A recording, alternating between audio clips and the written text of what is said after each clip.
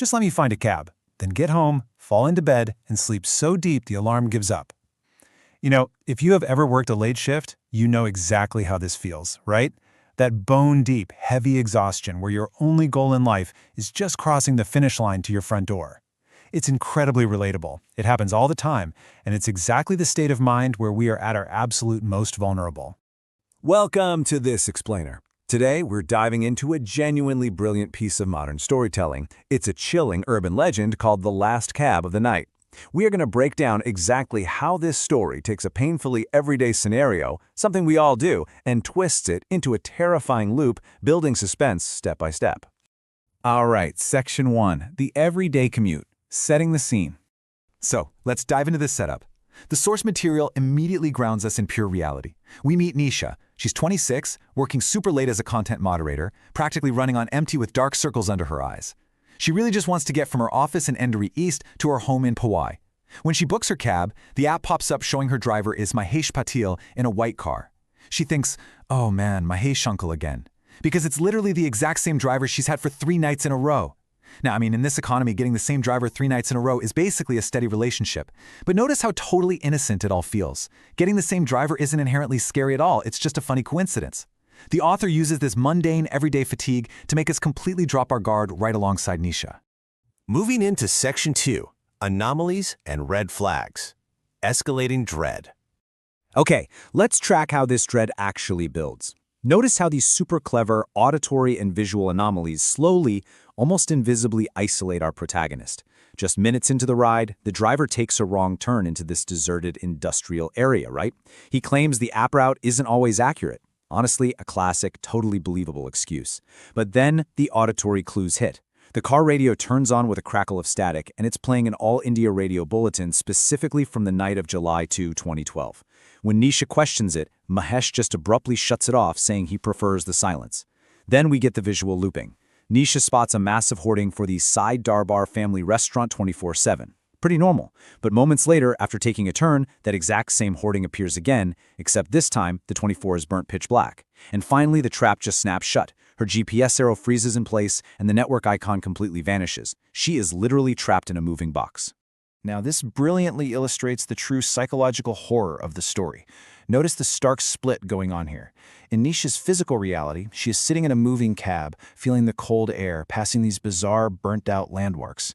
But back in the outside world, right before her phone completely dies, she manages to get a call from her coworker, Sana.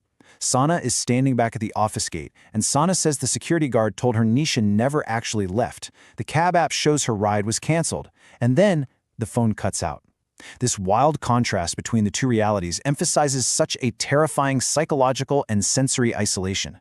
The narrative practically grabs us and forces us to ask, if Nisha never actually left the gate, then where on earth is she right now, and who is driving this car? Which brings us to Section 3, the Phantom Driver Reveal, the Confrontation. Remember those red flags we just talked about? Well, the author now actively connects them to the escalating paranormal events. Right before her phone dies, Nisha desperately checks her app history. It shows a completed trip by Mahesh Patil on July 2nd, exactly 1 year ago. Suddenly, her brain flashes to an offline saved news article she read about a cab driver dying in a massive crash near a highway temple. The face in that news photo, it looked exactly like Mahesh.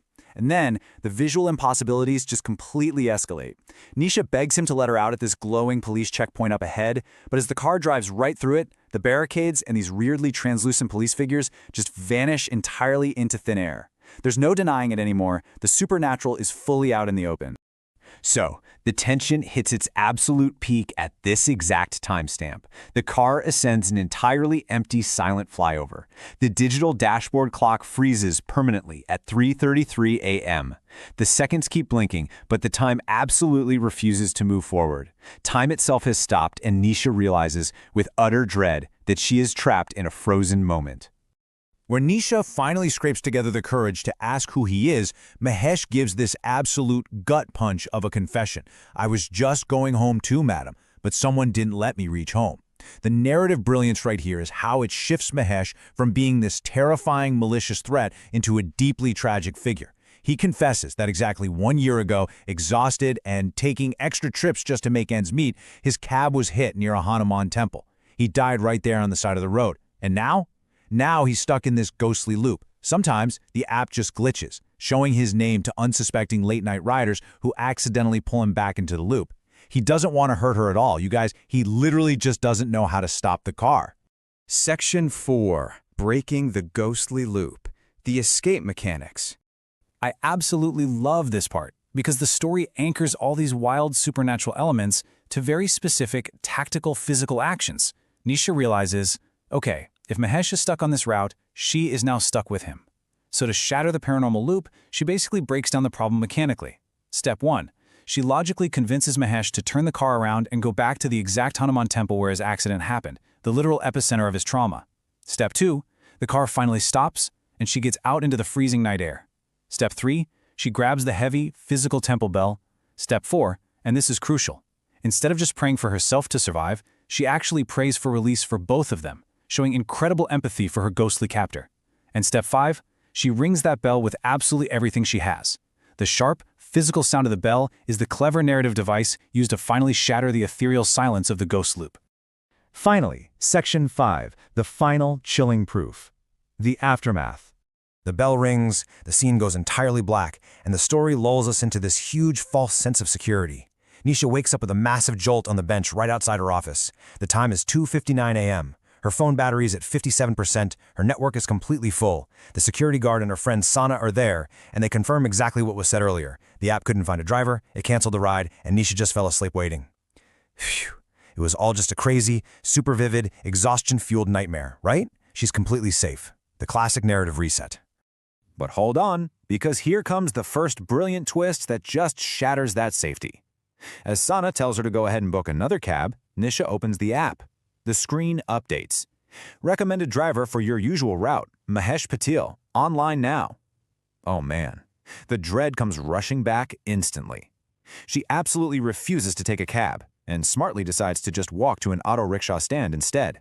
But as she walks to the elevator, the author drops the ultimate, terrifying proof. Nisha opens her phone gallery. Right at the very top is a brand new photo, time-stamped exactly at 3:33 a.m. The photo is clearly taken from the back seat of a car. The front passenger seat, completely empty. The driver's seat, empty. But there, captured crystal clearly in the rearview mirror, is Mahesh Patil's reflection. He is looking straight into the camera with a tired smile. It was not a dream. The horrific ride actually happened, overlapping with reality in a way she is just never going to fully understand. This narrative perfectly blends our modern, everyday reliance on technology with classic ghost folklore. It is so well done, and it leaves us with this final, lingering thought to chew on. Next time you're completely exhausted, staring blankly at your phone, and you mindlessly accept the last cab of the night, could that ride be taking you somewhere else entirely? Thank you so much for joining me on this explainer. Keep your eyes open, maybe check your driver's name twice tonight, and I will see you next time.